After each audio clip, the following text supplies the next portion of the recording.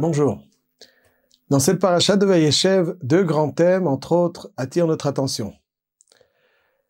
Le premier, les frères de Yosef qui vendent leurs frères en tant qu'esclaves. Quelque chose de très étonnant.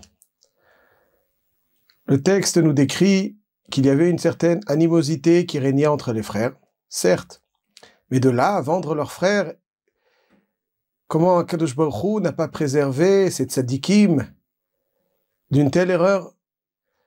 Alors précisons d'emblée que nos capacités à comprendre les Shivteka, les tribus, sont très très limitées. Ce que nous allons essayer de voir, c'est le message que la Torah cherche à nous délivrer à travers cette description. On voit ici que malgré leur grandeur, il y a danger. Et ceci doit nous interpeller. Nous ne pouvons jamais nous sentir à l'abri. Et nous allons essayer de voir comment est-ce que la Torah attend de nous que l'on se protège, afin de ne pas sombrer dans de telles erreurs. Le second thème que nous allons essayer de voir, qui nous interpelle, c'est la capacité de Yosef Hatzadik pendant cette période terrible de son existence à préserver toute sa pureté. Nos maîtres nous disent que même si la tristesse n'est pas une avéra explicite dans la Torah, mais c'est l'état d'esprit qui est le plus dangereux, parce qu'il mène au pire avérot. Yosef Hatzadik avait toutes les raisons d'être brisé, trahi par les siens, vendu en tant qu'esclave. A priori, il est sur une terre étrangère dans laquelle il est condamné à mourir, dans l'anonymat le plus total. Mais Yosef Hatzadik va préserver malgré tout sa pureté. Qu'est-ce qu'on peut retenir de cela? Quelles étaient les forces de Yosef Hatzadik qui lui ont permis de résister face à pareil défi? Nous aimerions inculquer à nos enfants ces capacités, de telle façon à ce que, où qu'ils soient, quelles que soient les circonstances dans lesquelles ils se trouveront, ils auront toujours ces ressources pour se protéger, pour protéger leur prestige et pour ne jamais sombrer. Quelle était donc la force de Yosef Hatzadik qui lui a permis de résister face aux défis que l'on connaît, auxquels il était exposé, pour finalement être propulsé au sommet? Qu'est-ce que l'on doit tirer comme enseignement de l'attitude des Shvatim qui ont vendu leurs frères? Est-ce à dire que l'homme est tellement fragile? Alors, qu'est-ce que l'on doit faire afin de se préserver et de ne pas sombrer dans telles erreurs? Alors, essayons de voir dans un premier temps les Shvatim. Le Passouk nous dit qu'ils avaient une mauvaise interprétation du comportement de Yosef. Il est marqué que Yosef ayaroet echav batson, et certains de nos maîtres expliquent qu'il était le berger de ses frères. Lorsqu'ils se réunissaient autour des troupeaux, Yosef Hatzadik s'inscrivait en tant que leader de la fratrie. De même, il côtoyait beaucoup les enfants de Bilha, Zilpa, qui n'étaient pas ceux qui étaient les plus prestigieux des Shvatim. De même, le texte nous raconte que Yosef rapportait certains défauts de ses frères à Yaakov Avinu. De même, le texte nous rapporte que Yaakov va offrir à Yosef Hatzadik cette tunique particulière. Et enfin, le texte nous décrit les rêves de Yosef, dans lesquels ses frères, ses parents se prosternent à lui. Les frères croyaient que Yosef Hatzadik s'inscrivait en tant que successeur. Il cherchait, par son orgueil, à succéder à Yaakov et à être l'unique successeur à Yaakov Avinu. Exactement comme Yitzhak fut l'unique successeur de Abraham, que Yaakov fut l'unique successeur de Yitzhak, les frères pensaient que Yosef aspirait à lui être le successeur unique de Yaakov Avinu. C'est pour ça qu'à travers ce qu'il rapportait à Yaakov de négatif qu'il voyait chez ses frères, c'était parce qu'il cherchait à les discréditer aux yeux de Yaakov Avinu afin qu'il désigne, comme l'a fait Yitzhak, Yaakov Avinu en tant que successeur unique. Yaakov désignera selon la volonté de Yosef, tel que les frères le considéraient en tant qu'unique successeur. Et donc finalement, il les menaçait, il menaçait leur avenir spirituel en tant que père fondateur, en tant que Shvatim, qui allaient donc être les branches des pères fondateurs du Ham Israël. Il considérait que Yosef s'inscrivait en tant que leader parce qu'il aspirait justement à diriger ses frères. Il voyait qu'il côtoyait les enfants de Bilha et Zilpa, qui n'étaient pas les plus prestigieux, c'est dire qu'il n'était pas lui-même celui qu'il montrait lorsqu'il les côtoyait eux-mêmes, puisque les enfants de Bilha et Zilpa n'étaient pas les plus prestigieux des Shvatim. Il considérait que Yosef, à force de rapporter à Yaakov Avinu certaines lacunes, avait su convaincre Yaakov Avinu de le désigner en tant que successeur. Et donc c'est pour ça que Yaakov allait lui confectionner cette tunique. Les frères voyaient que Yosef rêvait même de ce à quoi il pensait toute la journée, de ce qu'il obsédait, être celui autour duquel tout allait graviter. Et pour eux, c'était la raison pour laquelle ils rêvaient de cela. Alors qu'en réalité, l'attitude de Yosef était tout autre. Le comportement de Yosef devait être interprété différemment. Yosef Hatzadik avait un profond souci pour ses frères. Il cherchait à les parfaire, il cherchait à les élever. C'est pour cette raison qu'il s'inscrivait en tant que leader pour les élever avec lui, pas pour s'élever à leurs dépens, mais au contraire pour s'élever avec eux. Il côtoyait les enfants de Bilha et Zilpa justement pour l'inculquer ce prestige. Il rapportait à Yaakov Avinu certaines lacunes parce qu'il cherchait à les corriger, pas à les discréditer. Les rêves n'étaient pas le fruit de son obsession, c'était une prophétie. Et Yaakov l'avait bien compris.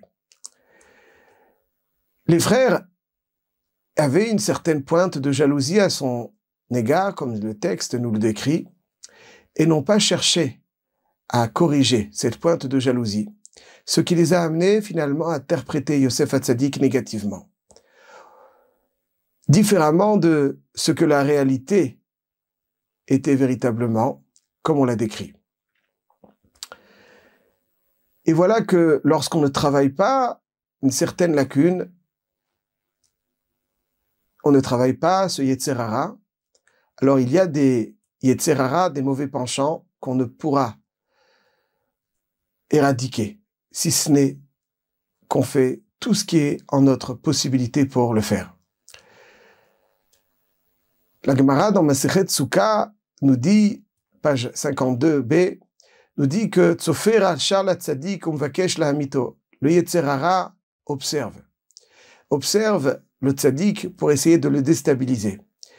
Il est en quête de brèche chez le Tzadik. Et nous dit le Pasuk, Hashem lo ya'azvenu beyado. C'est-à-dire que Akadosh Baruch Hu vient en aide. Et la Gemara poursuit, Ilule Akadosh Baruch Hu ozro eno yacholo. C'est-à-dire que si Akadosh Baruch Hu ne nous aide pas pour vaincre le Yetzer Hara, nous sommes incapables de le faire. On a l'impression des fois que le Yetzer Hara, certes, est difficile à vaincre, mais nous pouvons le vaincre tout seul. Nous sommes en mesure de lui résister. La Gemara nous dit que c'est faux. Le Yetzer Hara, en réalité, est plus fort que nous. Dans plusieurs domaines, dans la majorité des domaines, il est plus fort que nous. Et si nous nous mesurons à lui, il finira par nous battre. La seule façon de vaincre le Yetzer Hara, nous dit la Gemara, c'est la Siyata d'Ishmaya, c'est l'aide divine. Akadosh Baruch Hu qui nous aide à le vaincre. Et Akadosh Baruch Hu nous aidera à le vaincre, nous disent nos maîtres, que si on aura fait tout ce qui est en nos possibilités pour ne pas l'affronter, pour éviter. Si nous moutons sur le ring avec le Yetzer Hara, nous ne faisons pas ce qui est en nos possibilités pour l'éviter, pour justement ne pas succomber à ce danger, alors Akadosh Baruch Hu ne va pas nous aider. Hachem nous aide que lorsqu'on aura tout fait, tout ce qui est en nos possibilités pour éviter ce Yetzer Hara, pour ne pas l'affronter. On n'ira pas fréquenter des endroits dangereux. Celui qui fréquente des endroits dangereux en se disant qu'il a la capacité de vaincre le Yetzer Hara, nous dit la Gemara, c'est un rachat.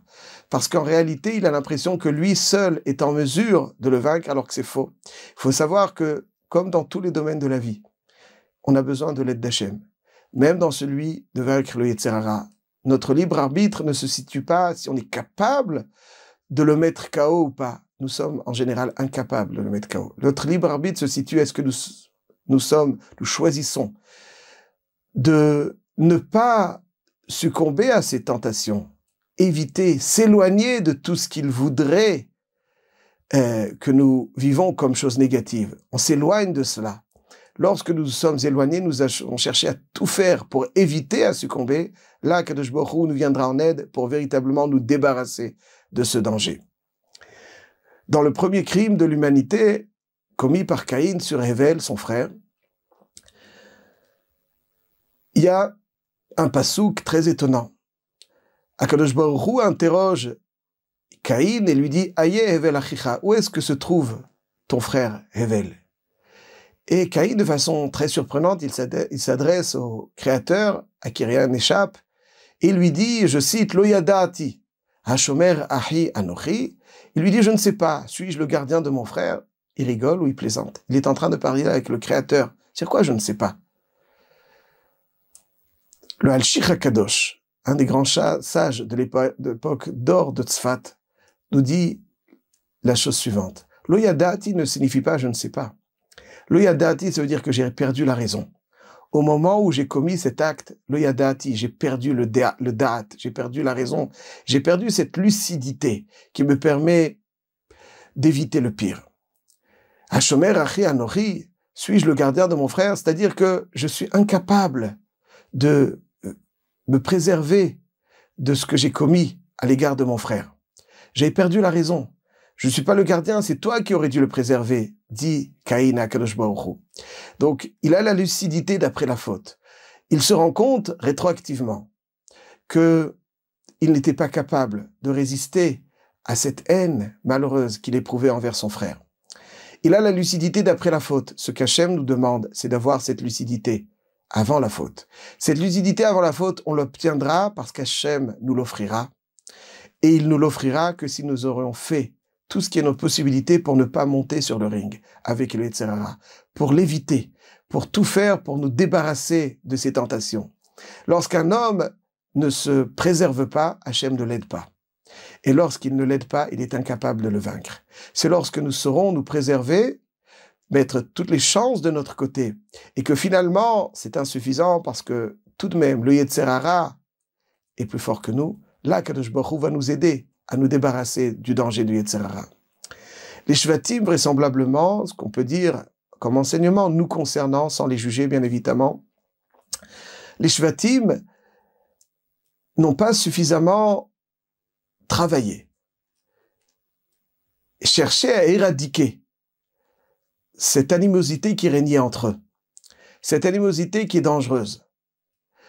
Lorsque on ne cherche pas à se préserver d'une animosité, on ne cherche pas à se préserver des dangers que nous dresse le Yetzer Hara, alors on est incapable de préserver cette lucidité.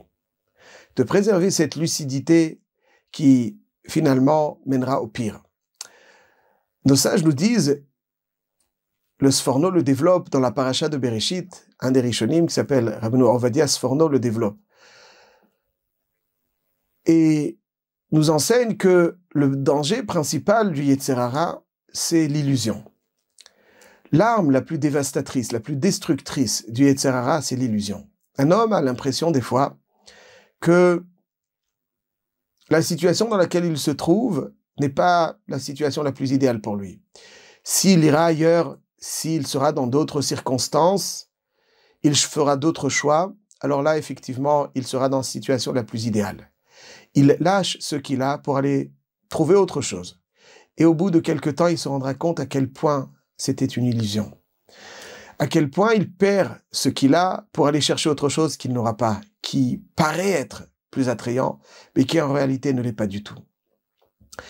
Et le Yetzer Hara fait perdre la lucidité, lo yadati, ce qui constitue le plus grand des dangers. Cette lucidité qu'Akadosh Baruch Hu nous offre, et c'est la première chose que l'on demande à Hachem dans la tfila. Atachonen la adam da'at, umlamed la enosh bina. C'est toi qui es en mesure de m'offrir ce da'at. Le lo yadati de Caïn, perdre cette lucidité face au Yetzer Hara, c'est ce qui mène l'homme, malheureusement, aux plus grandes des tragédies. Et c'est l'objet de notre première bakasha, la première chose que l'on demande à Hachem dans le Shmona Esrei, c'est Atachonen l'adam da'at, chonenu meitecha chochma bina vadat. Ce da'at que l'on demande à Hachem n'est pas une intelligence pour réussir aux examens simplement. C'est bien plus, c'est une intelligence qui pourra nous permettre de vivre correctement notre vie. Parce que je connais des gens brillants en maths, mais nuls dans la vie, qui ont de très bonnes notes en philo et 0 dans la vie. La vie n'est ni maths, ni d'aphilo. La vie, c'est la capacité à avoir la lucidité pour faire les choix qu'il faut, qui sont bons pour nous, pas simplement dans l'Olam Haba, mais qui sont bons pour nous dans l'Olam Hazé. Lorsqu'Hachem ne nous offre pas cette lucidité, on ne l'a pas. Et lorsqu'un homme ne fait pas tout ce qui est en sa possibilité pour se préserver, et je souligne le mot préserver du Yetzer Hara, Hachem ne l'aidera pas. Aide-toi, Hachem t'aidera. Si toi tu négliges et tu attends l'aide divine sans faire tout ce qui est dans ta possibilité pour te préserver du Yetzer Hara, Hachem ne t'aidera pas. Voilà donc ce que cherche à nous délivrer comme message la Torah à travers cette erreur monumentale des Shvatim qui rétroactivement regretteront. Mais au moment où ils l'ont fait, le Midrash Rabbah nous dit Natata belibam lisno. C'est-à-dire quelque part, il a laissé macérer. Akadosh Baruch Hu n'a pas envoyé la thérapie à cette jalousie, à cette haine. Il a laissé macérer et des fois, on perd la raison à l'image de Caïn qui dit Lo yada'ati. Voilà donc le premier enseignement. Personne ne pourra dire qu'il est capable de se préserver, de résister, de lutter face au Yetzer Hara. Il faut l'aide d'Hachem, impérativement. Sinon, on est incapable de lui résister dans la plupart des cas. Ce qui est en notre possibilité, c'est nous préserver, faire tout ce qui est en notre possibilité pour ne pas chercher à lutter, pour ne pas chercher à l'affronter, mais à se protéger. Lorsque nous serons protégés, alors là, Kadosh Baruch Hu, dans la marge qui reste pour véritablement être totalement protégé et venir à bout de cette menace, là, il nous l'enverra. Et je vous propose, ceci étant, de voir la capacité de Yosef Hatzadik à se préserver. Comment est-ce que Yosef Hatzadik, face aux défis les plus terribles auxquels il était confronté en Égypte depuis la femme de Potiphar et tout le reste, comment a-t-il pu préserver sa dignité, préserver sa pureté et demeurer le tzaddik qu'il a été dans sa jeunesse? Un indice que l'on pourrait avoir concernant la force de Yosef Hatzadik, on peut le tirer de cette force qui viendra à bout de Esav. Dans le Tanakh, dans les Mefarshim, on nous enseigne que la force de Yosef, c'est la réponse à la menace de Esav, à l'exil de Esav dans lequel nous nous trouvons aujourd'hui.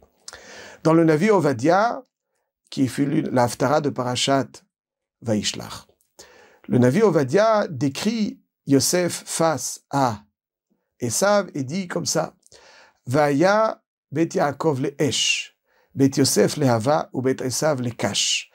Yaakov est le feu qui va alimenter la flamme de Yosef, bet Yosef le Hava, la flamme de Yosef, qui va consumer la paille qu'est Esav. Donc on voit que Yosef Hatzadik est l'élément, l'arme que le Ham Israël possède face à la menace de Esav.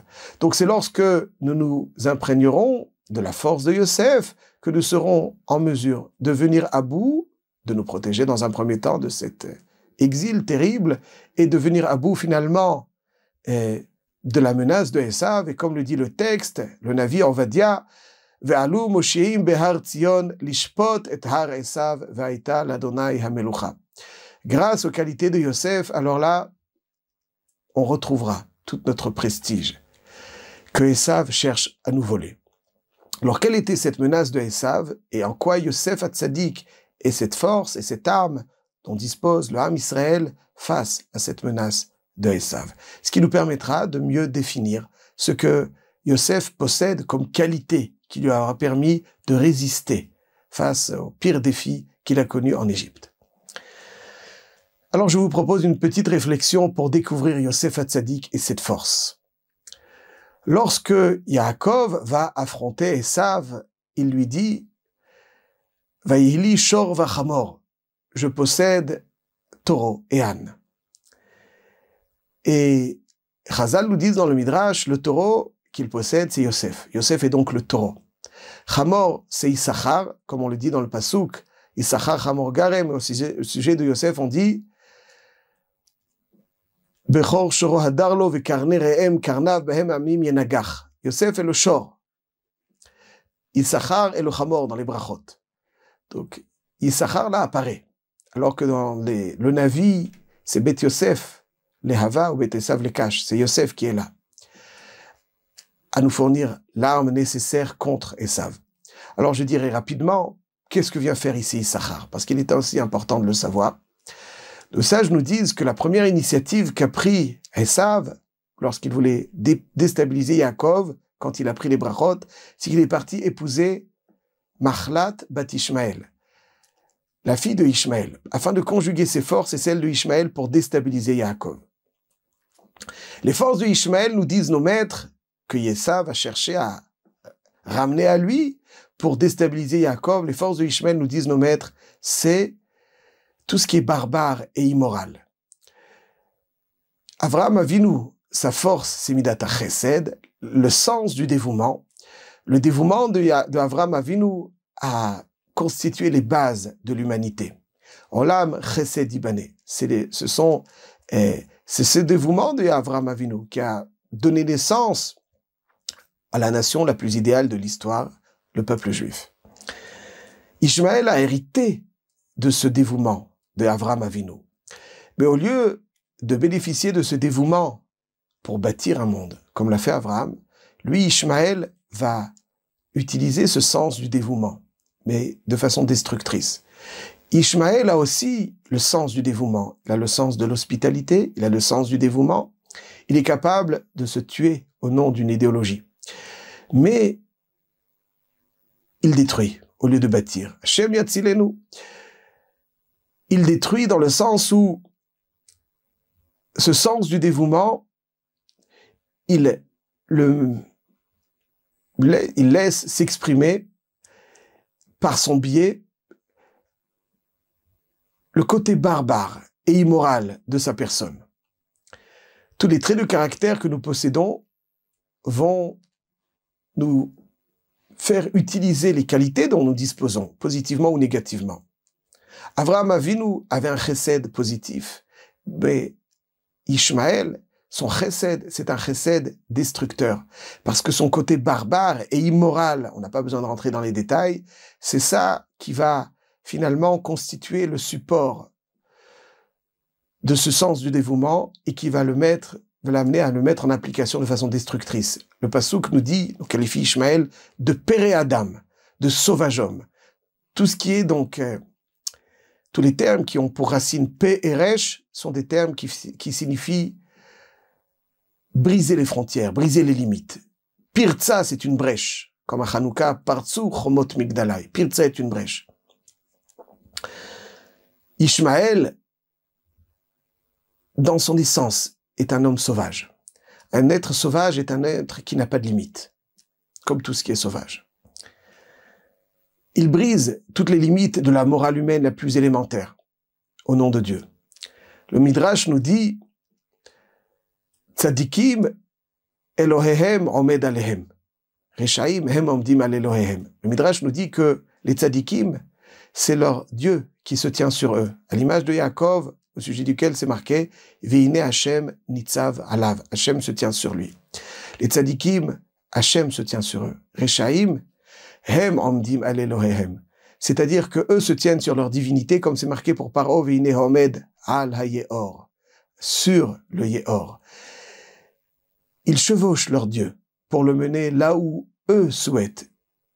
qu'il arrive. Certaines choses sont infaisables, si ce n'est au nom de Dieu.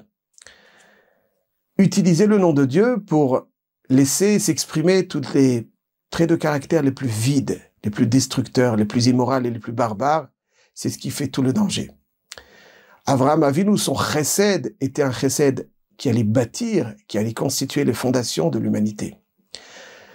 Ishmaël, malheureusement, avec cette midat à chesed dont il a hérité de Avraham, va malheureusement contribuer à détruire, au lieu de bâtir. Hashem yatzilenu. Ça, c'est Ishmaël. Esav, dans le même ordre d'idées, va hériter aussi des qualités de Yitzhak. Yitzhak, sa mida, sa force, c'est midat Gvura. Midat Gvura, c'est la mida qui permet à l'homme de se maîtriser. C'est le sens de la maîtrise. Chesed, c'est ce qui va permettre à l'homme d'offrir, de se développer, de se répandre. Alors que midat Gvura, c'est la maîtrise de sa personne. Esav va hériter de Yitzhak le sens de la maîtrise. Mais au lieu de l'utiliser correctement pour se maîtriser, il va l'utiliser pour maîtriser les autres. Il a l'obsession de la maîtrise des autres. Et là, faisons bien attention. Quelle est la mida, quel est le trait de caractère qui va pousser Esav à mal utiliser le sens de la maîtrise hérité de chez Yitzhak? Comme on l'a dit, chez Ishmaël, son sens immoral et barbare, c'est ça qui va l'amener à mal utiliser les qualités de chesed qu'Avraham Avinu lui a offert.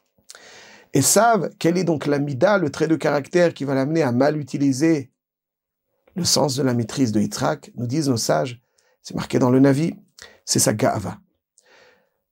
La ga'ava de Esav, son orgueil.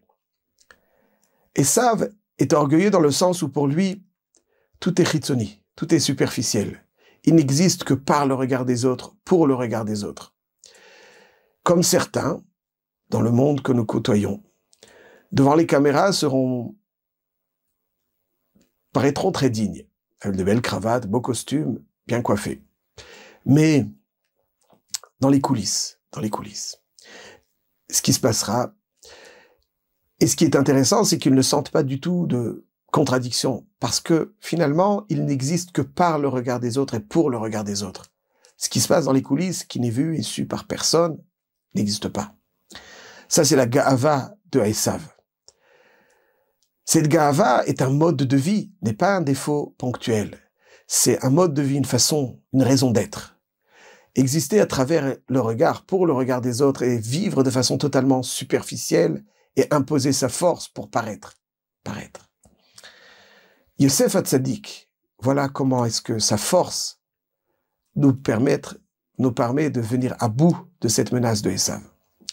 Yosef Hatzadik est celui qui a la ga'ava positive, que le Navi décrira en les termes suivants, Vaïgba libo bedarke Hashem. Avoir une fierté d'être juif, avoir une fierté de notre patrimoine, avoir une fierté d'appartenir à la nation élue d'Akadosh Baruch Hu, avoir cette fierté d'être la descendance d'Avraham, Yitzhak et Yaakov, avoir cette fierté de constituer un maillon dans cette chaîne merveilleuse qui nous rallie au plus grand des tzadikim, avoir cette fierté de ne pouvoir concevoir s'abîmer. Un prince vêtu de ses plus beaux vêtements ne saurait se rouler dans la boue. Quel gâchis! Lorsqu'on a cette fierté de notre judaïsme, lorsqu'on a cette fierté de notre appartenance, lorsqu'on a cette fierté de notre ascendance, alors nous sommes conscients que nous sommes des Béné Melachim, des fils de rois. Nous ne pouvons nous référer à d'autres. La façon dont les autres se vêtissent, les façons dont les autres pensent ne nous concernent pas du tout. Nous n'avons rien à voir avec eux. Nous sommes les Bnei Melachim, Bnei Avraham, Yitzhak et Yaakov, Bnei Akadosh Baruch Hu. Cette fierté positive qui certes est protectrice, mais aussi parallèlement exigeante. Parce que, vu ce que nous pouvons être, ce à quoi nous appartenons, nous avons des exigences, une grande responsabilité. Mais c'est pas un orgueil ou le paraître, où l'essentiel est d'écraser pour être au-dessus des autres. C'est la fierté de ce que nous sommes. C'est une fierté qui nous amène à une richesse intérieure et non superficielle. On raconte que Baron Kotler, le Rosh Yeshiva de l'Eikoud, célèbre à Baron Kotler, le lendemain des élections aux États-Unis, est venu avant la Tfila interroger un des étudiants de sa yeshiva pour qu'il lui donne le nom du vainqueur des élections. Et il lui a donné le nom du vainqueur. Et après la Tfila, cet étudiant revient chez le Rosh Yeshiva et lui dit « Rav, j'ai quelque chose que je dois comprendre. Vous m'interrogez avant la Tfila sur l'identité du vainqueur aux élections. Je dois le comprendre. Vous ne pourrez pas attendre après la Tfila. C'est ce qu'il y a de plus important, connaître l'identité du vainqueur. » Alors Baron Kotler a dit « Je vais t'expliquer. À chaque fois que je fais la bracha de Shelo Asani Goy, à qui tu crois que je pense? Merci Hachem de ne pas m'avoir fait Goy, mais juif. À qui tu crois que je pense? Au balayeur de la rue? Non. Je pense au président. Merci Hachem de m'avoir fait juif et non président Goy. Ça, c'est la plus belle des satisfactions que j'ai. C'est de cette façon que je remercie Akadosh Baruch Hu, Shelo Asani Goy. Être juif doit nous imprégner de fierté. On doit chercher à affirmer cette identité. Évidemment, conformément à la halakha, sans provocation, mais on est fier de ce que l'on est. Ça, c'est donc la force de Yosef Hatzadik. Yosef Hatzadik avait tellement la conscience du prestige de son appartenance, de ce qu'il était, qu'à aucun moment il n'envisageait de tomber dans la faute. Ça, c'est la gava positive. Rabbi Nathan Eibeshitz, qui fut donc un des plus grands de toutes les générations, des derniers siècles en tout cas, et qui était rave entre autres à Metz,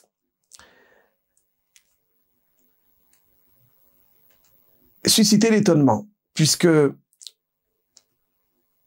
quand il faisait, comme la coutume ashkénaze le veut, les brachot à la choule, chaque matin, on l'entendait réciter toutes les brachot sauf une, Shelo Asani Goy. Et on l'interrogea à ce sujet. Comment, Rav, vous pouvez sauter cette bracha de Shelo Asani Goy? Et il répondra, dès que je l'ouvre les yeux le matin, je suis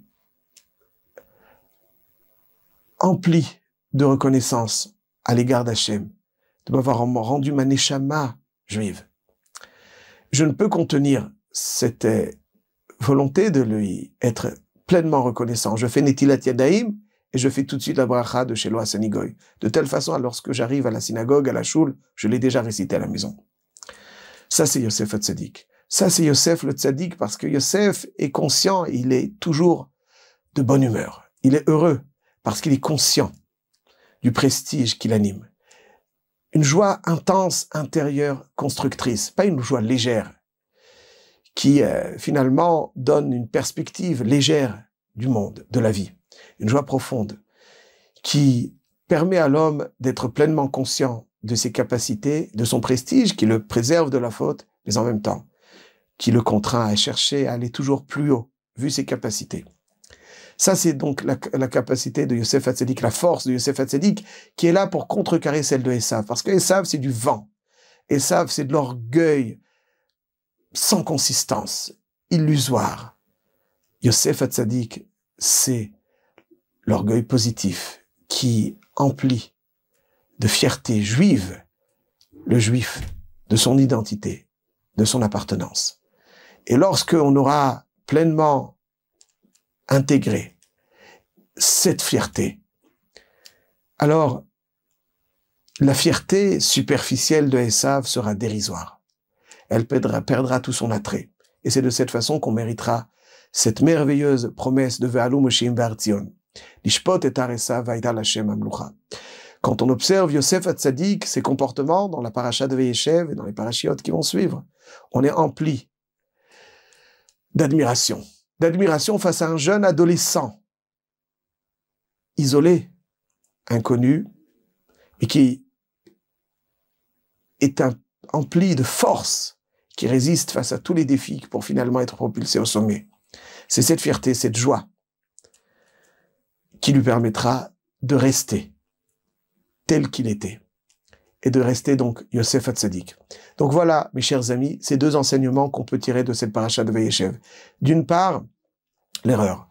À notre niveau, tel que la Torah cherche à nous le délivrer des frères qui l'ont vendu. Et ce qu'on doit retenir, c'est que si quelqu'un ne se prévient pas face au Yetzer Hara et qu'il se pense suffisamment costaud pour l'affronter, en général, il ne réussira pas. Parce qu'on a besoin de cette aide divine pour lui résister. Et cette aide divine ne nous parviendra que lorsqu'on aura tout fait pour nous préserver de lui. Chercher à l'affronter, ça n'est pas le préserver, se préserver. Et d'autre part, on voit donc Yosef dans toute sa splendeur. Un juif qui ne cherche pas à affronter le Yetzer Hara, mais qui est là, plein de fierté juive, qui est là avec la conscience de la richesse du judaïsme, de la richesse du juif, et c'est ça véritablement qui lui permet de voir avec un regard amusé le vide de certaines cultures qui n'ont pour objectif que le paraître et oublient que l'essentiel de l'être, c'est ce qu'il est au fond de lui. Voilà, mes chers amis, ce que l'on peut retenir dans notre paracha qui, Be'ezrat Hashem, nous accompagnera dans notre quotidien. Shabbat Shalom et Be'atzlacha.